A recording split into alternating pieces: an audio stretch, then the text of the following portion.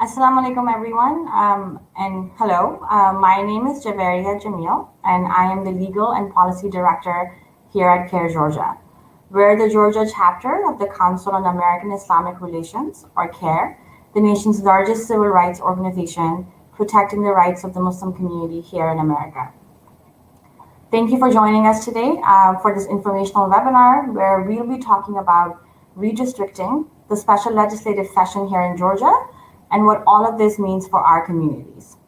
I'm joined today by two amazing Muslim advocates who I'll be turning to explain to us everything about redistricting, the special session, and how our communities can get involved in what's going on at the legislature. So without further ado, I'd first like to introduce Aisha Yaqub Mahmood. Aisha is the executive director of the Asian American Advocacy Fund. She's native to the South and has worked in the progressive community in Georgia for the last 7 years. She developed a strong passion for immigrant rights and civic engagement as she founded the Georgia Muslim Voter Project and worked as the policy director for Asian Americans Advancing Justice Atlanta. These experiences have strengthened her desire to fight for justice for all marginalized people, including Muslims, immigrants, and refugees. Assalamu alaikum, Aisha, and welcome. Alaikum salam. Thank you so much for the introduction. Yeah, of course. And next, I'd like to introduce Salik Sultani. Salik is a senior community organizer with the Georgia Muslim Voter Project.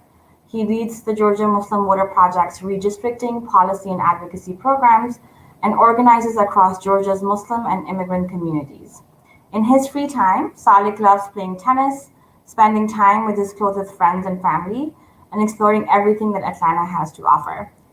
Hi, Salik, and welcome. Assalamu alaikum, Javeria. Thank you all so much for having me and appreciate the introduction. Walaikum salam. So thank you both for joining us today and for being here. I know it's, later in the evening and we'd all like to call it a day. But, today was the first day of the special session here in Georgia. And I know it was an interesting start to the session. But I guess my first question to both of you is why has the legislature called this special session? What really is special session? What's being decided, and like how long do we anticipate the session to last? So, any one of you would like to answer? Yeah, I'm happy to kick us off. So, assalamu alaikum, everyone. Good to be here with you all. For those of you that have been following just the general policy space here in Georgia with the great work of CARE and Georgia Muslim Voter Project and other great organizations, you may know that every year our state legislature has a legislative session that is in effect from about January through March. It goes for about 40 days, and they meet every year to decide on the bills and laws that will impact your day-to-day lives here in the state of Georgia. But every 10 years, because of the census, they also have the opportunity to redraw maps and decide how district lines will impact voters for the next 10 years. And so every 10 years, there is a special session that is called for the purpose of redistricting. And we were hoping to have had this special session take place a lot earlier this year, but because of the delays with the census, because of COVID, we're now in special session today. We don't know how long the session will last. There are rumors that it could go till after Thanksgiving, or it could be really quick in a couple of days. So we're just sort of waiting to figure out what we learn about the next steps. But special sessions are usually called if there is a specific reason or a need for the legislature to reconvene. So you may notice some traffic back downtown at the Capitol. There's a lot of movement happening, and there will be folks there for the next few weeks deciding on these important maps. Thanks, Aisha. And so it sounds like redistricting, right, is about like drawing the maps, right? And a big part of that is like who do we get to vote for, right? But beyond that, right, like is redistricting only important because it lets us decide like who's in office? Like what's the importance of redistricting beyond like who's our elected representative? Yeah, I can go ahead and take this on. Again, thanks for having me. So like you said, Javeria, redistricting is very important because, it definitely plays a pretty pivotal role in determining our representation. But beyond that, a lot of the redistricting processes and redistricting doesn't just take place on the federal level, it takes place on the state level, which is what we're seeing right now in the special legislative session. And it also takes place on a local level, for example, on the school board level, on the city council level, as we also just had our city council, mayor races, school board races that just took place yesterday, in fact. And so with all of that, redistricting really has an impact as well beyond representation with determining the kinds of resources that are allocated to our communities, and for us in particular, that's really important, right? And so it's really crucial that we pay attention to redistricting into the process across all the levels, because it really will play a really important role in determining what our communities get, whether that's access to healthcare, access to public school resources, access to quality roads, quality infrastructure, and the list just goes on and on and on. Thank you, Salik. And you mentioned, redistricting at the federal, state, and local levels. And so the session that's in session right now, is that like are they sitting down and drawing all the maps, or what's going on in terms of like what maps are being drawn right now in these next few weeks? Yeah, I think Salik's spot on that there are, every single level of our government will have redistricting over the next few months. And you may have seen that the legislature has already released draft maps for congressional seats, as well as some of the Senate, state Senate seats maps have just been released. But quite frankly, I think this special session is going to be dedicated mostly to just those congressional and legislative maps. We haven't heard enough about if they will focus on local level maps during this session, but it's highly unlikely that they'll get to all of the local maps this year. So that means that even though they'll spend the next few weeks deliberating on redistricting and maps, that doesn't mean that we won't hear about redistricting next year. So likely this conversation about maps and representation and resources will be ongoing next year. And it'll even be more crucial because those local maps will impact county representation and city representation, which is also very important for us, especially coming off of incredibly important municipal races just yesterday. Thanks, Aisha. And so now I want to pivot just a little bit and talk about how does redistricting specifically work in Georgia, and how is it similar to or different from how it works in perhaps other states? And is the state the only government, right, or the level of government responsible for redistricting? Does the federal government or do the local governments have any say in what the state is doing with the maps? Salik, do you want to kick us off? Yeah, of course. So Georgia is the way redistricting works in Georgia is pretty similar to that of most of the other states. For example, a state like California, they have like an independent bipartisan commission that is in charge of their redistricting process. Whereas over here in Georgia, like I said, in many other states, we have our Senate, we have our House, and we have the governor. Those are essentially the main three entities that are in charge of determining and drawing and drafting up the maps and finalizing the maps that we use to finalize our districts at the end of the day. And so what you'll see in the special session right now is that the Senate the Senate redistricting committee will meet separately, the House redistricting committee will meet separately, and then once those committees have pretty much come to a conclusion as to the maps that they would like to follow through with, then they will meet on the House floor and on the Senate floor to confirm. And then once those maps are finalized and passed, then it'll go to the governor for a final approval. And that's sort of how it goes, like I said, in many of the other states. But like I said, other states tend to use bipartisan commissions or independent commissions as well. Okay, thank you. So later on, I think I would like to know, is there an opportunity for the public, right, and for our communities to get involved in this process? But before I do that, I want to take a step back, right? And the session started today, but we know that there's been a lot going on even before session started, right? And so I wanted to hear from you both. what has happened so far. What has like Georgia as a state been doing, what have advocates been doing, right? And yeah, and start from there.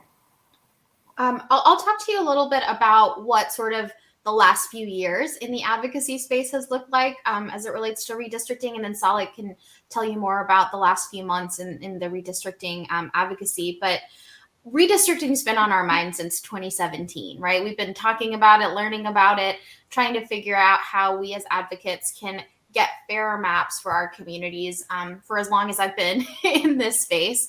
And the reason for that is that, Salik mentioned that other states like California have independent redistricting commissions. And unfortunately, in a state like ours, we don't have those sorts of mechanisms in place to ensure that the maps are drawn by an independent third party. So what we have here in the state of Georgia is a legislature that will draw their own maps and get to decide who their voters are. Oftentimes they'll do so with an eye towards making sure that they can win re-election or that their party can win re-election. And so that creates unfair and oftentimes partisan gerrymandered districts, either for the Republican side or the Democratic side. Both sides do it.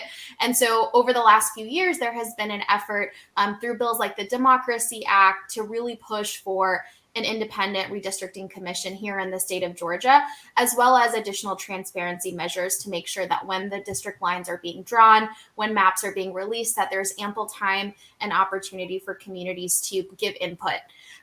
Unfortunately, the Democracy Act in any of its forms did not pass over the last few years. So now we're left with, having to deal with redistricting this year without having the independent commission, without having any transparency measures in place. And so what we're up against right now is quite frankly, a legislative session that is started today, and we have very little information to keep us in the loop. So, over the last few years, there's been a lot of effort. We've talked to legislators every year about it, but we're hoping that in the next few years we can continue to make some moves so that in 10 years, when we have to do redistricting once again, that we at least have a fairer process. Salik? Yeah, you totally hit that on the spot. It's an ongoing fight and an ongoing struggle, and like you said, one of the biggest barriers is that lack of transparency, and that's something that in the past few months, advocates across Georgia have really been fighting for.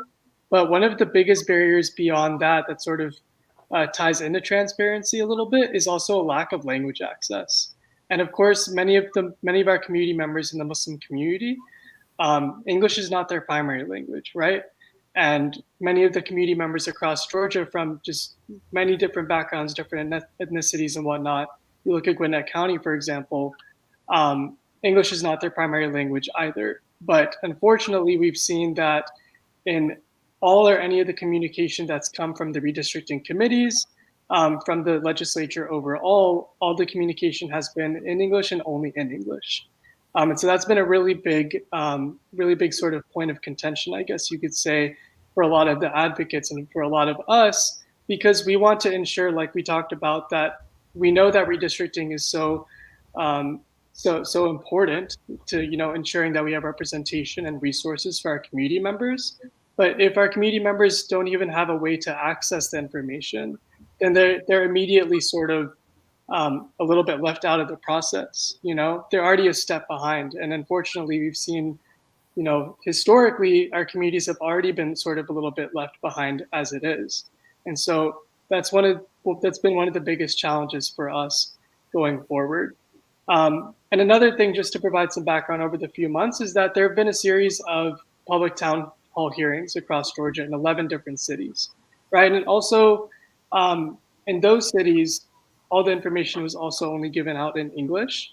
But one of the biggest advocacy points that we have going forward, and Aisha mentioned, we're really striving for public input going forward, especially for these, draft maps, is hopefully what we would like to see after the special legislative session, if possible, some sort of, public town hall sort of setting similar to the one previous, where community members, citizens, residents, and whatnot, that we all can provide our input on those draft maps as well before they're finalized.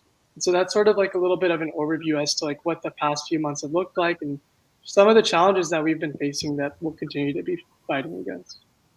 these public, sorry, go ahead, Yeah, Aisha. I also want to add, I think some of the other really exciting work that's been happening with groups like Georgia Muslim Voter Project and a bunch of other partners in the progressive space is that there have been a series of community of interest mapping sessions hosted throughout the state where partners are actually going into communities and asking, where do you see your district lines drawn, particularly at the local level.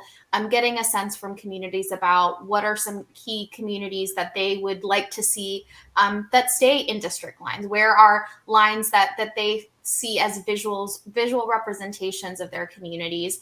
And a lot of these maps are going to be presented as options to our legislature.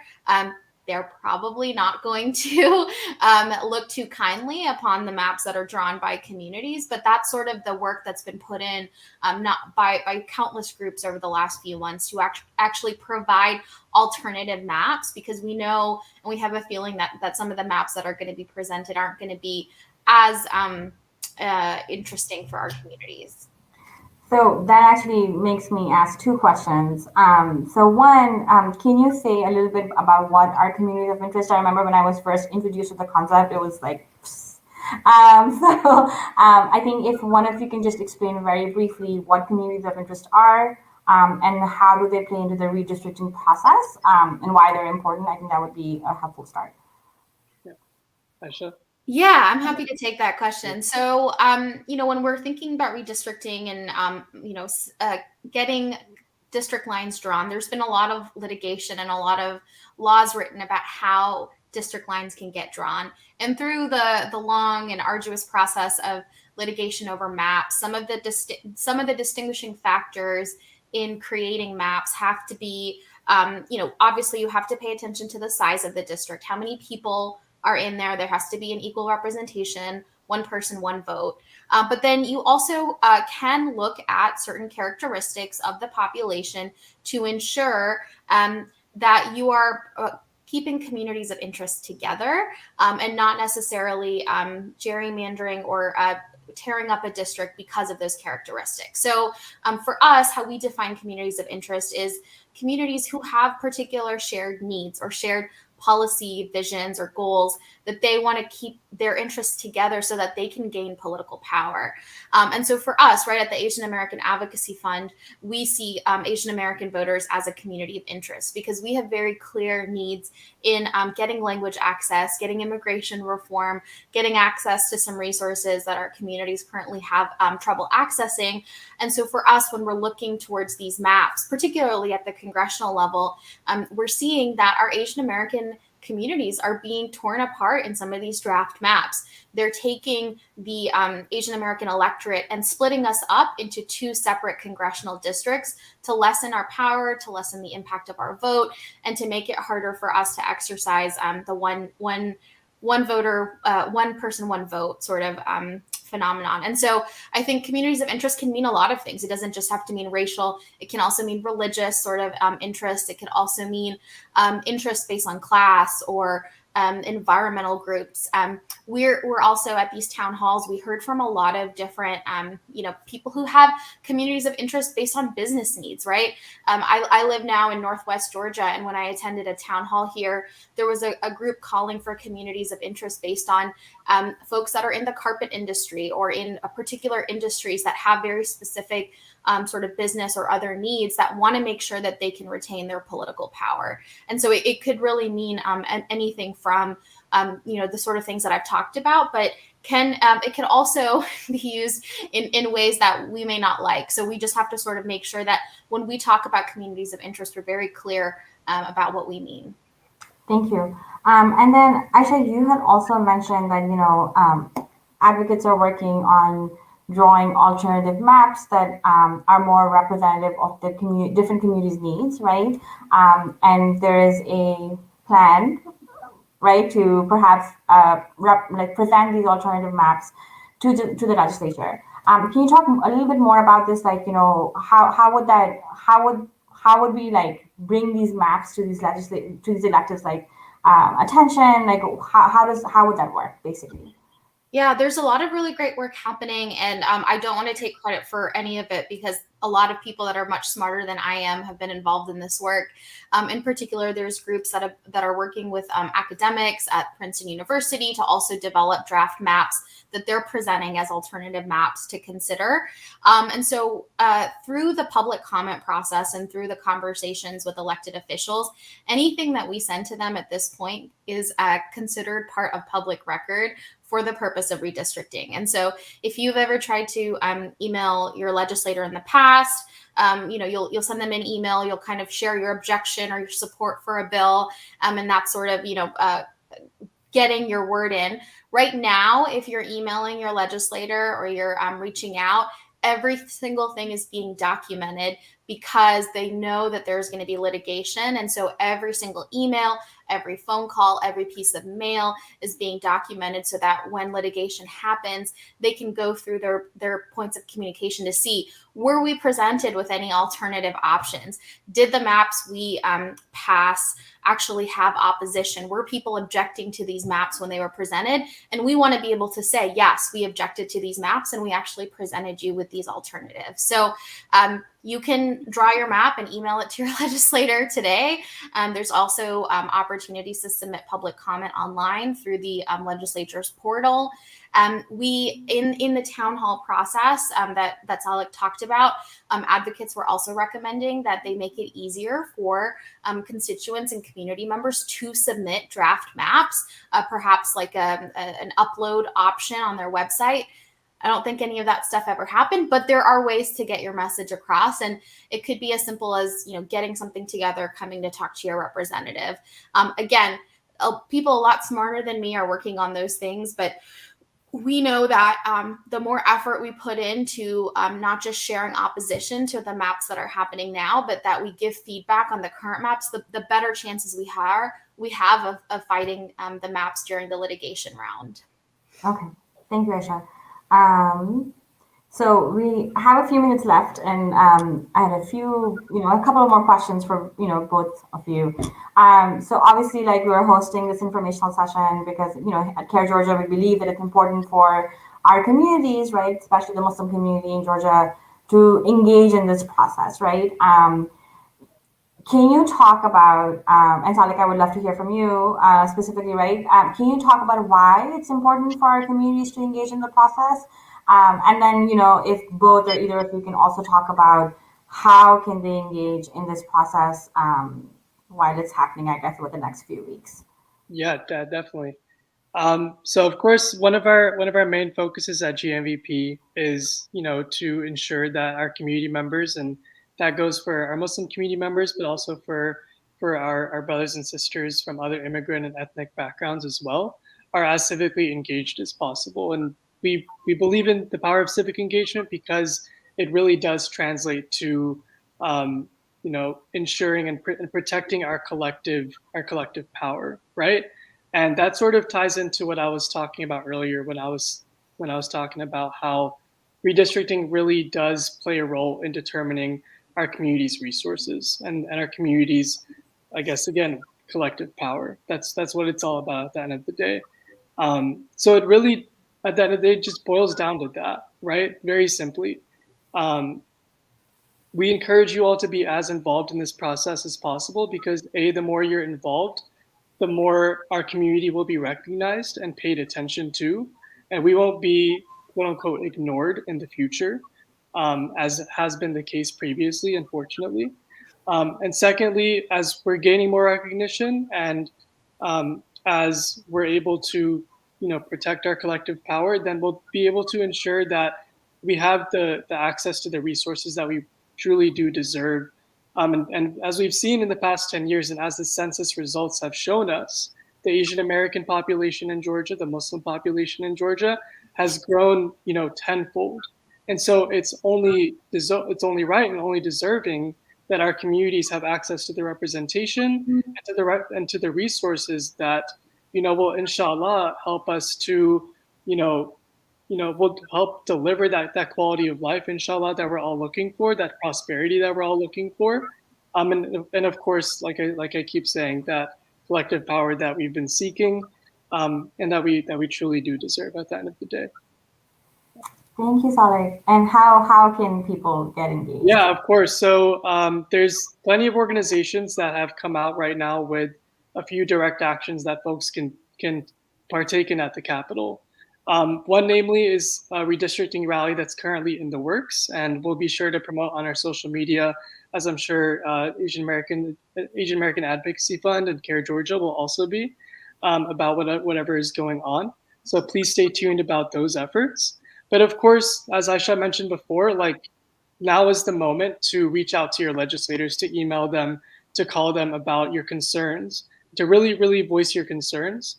And so we really encourage you all to continue doing that.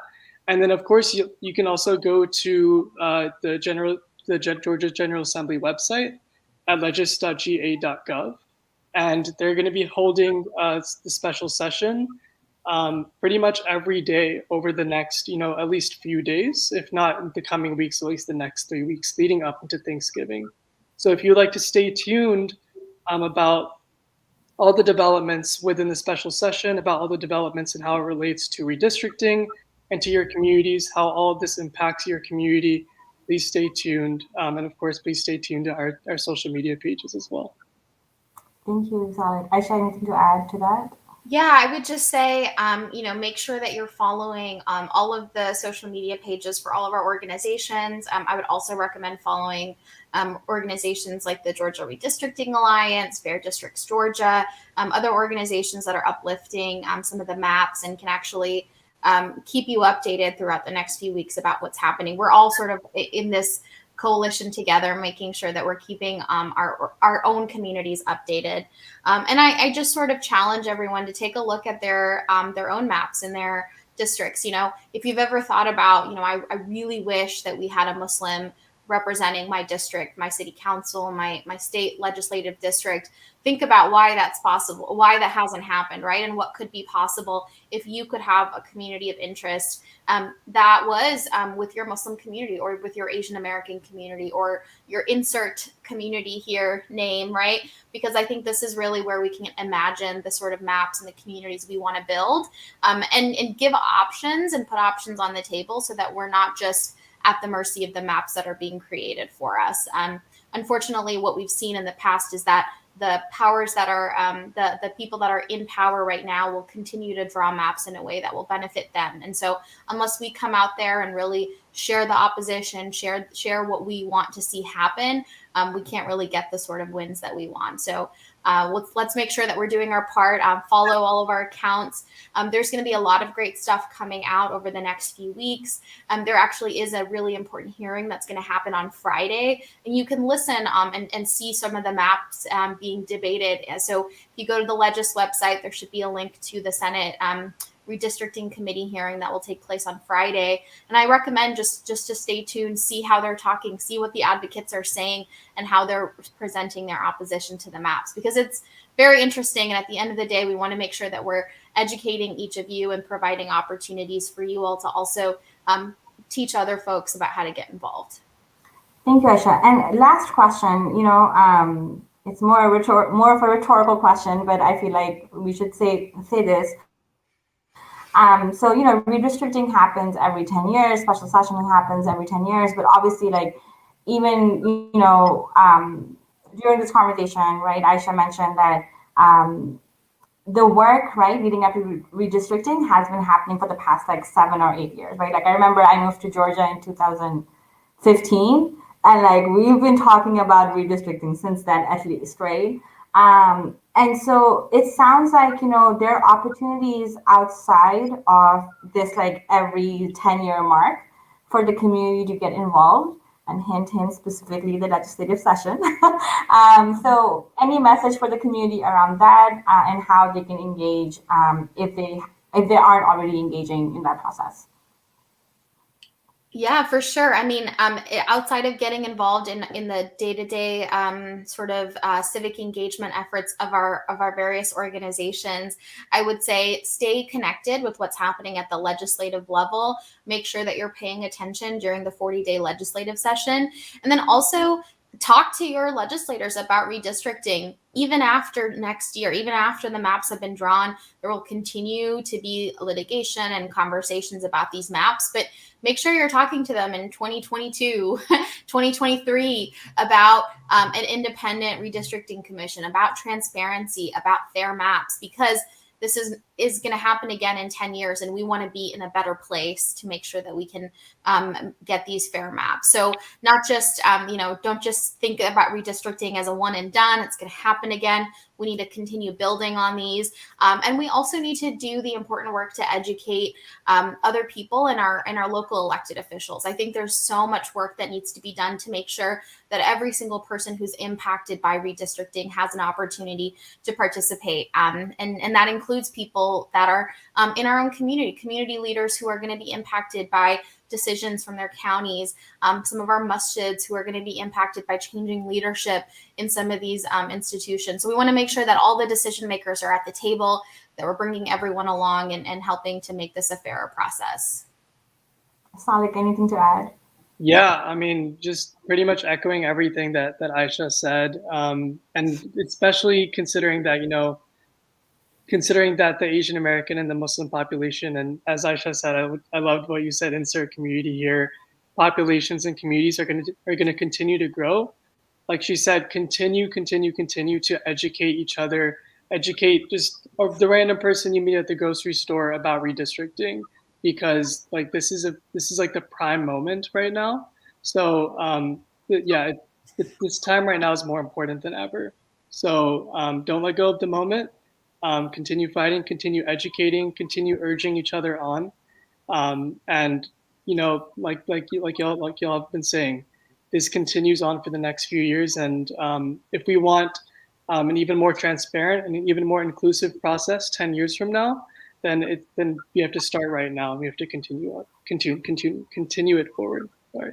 No worries. Thank you, Salik, and thank you, Aisha, both for joining us and for all this like really great information. I actually learned a few new things, so I'm very thankful for that.